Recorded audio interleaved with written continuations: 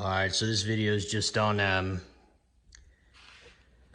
disconnecting the turn signals from the front valence. I didn't see any other videos on it, but I saw a lot of people were just cutting them right there. Now mine works fine, I don't need to cut it. I'd prefer not to replace it at this point.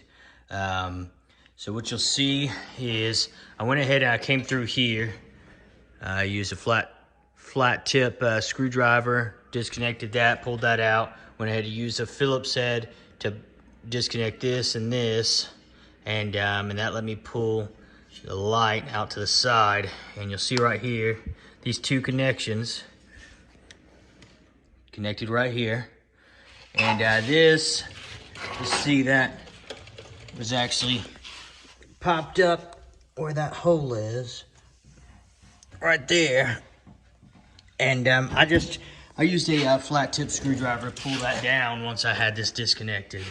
Now, this is just a quick video, nothing special. I just did not find one, and so I was just kind of messing around with it.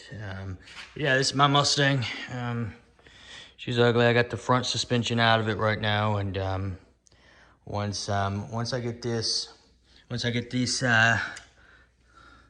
frame treated, I'll be putting all this stuff back on. But you know, I'm not gonna put anything else that's rusty back onto it. So I'm gonna replace some of this stuff and paint some of it and whatnot. POR 15, some of this other stuff. But that's how I did it. If you got any better ideas of how to do it, let me know.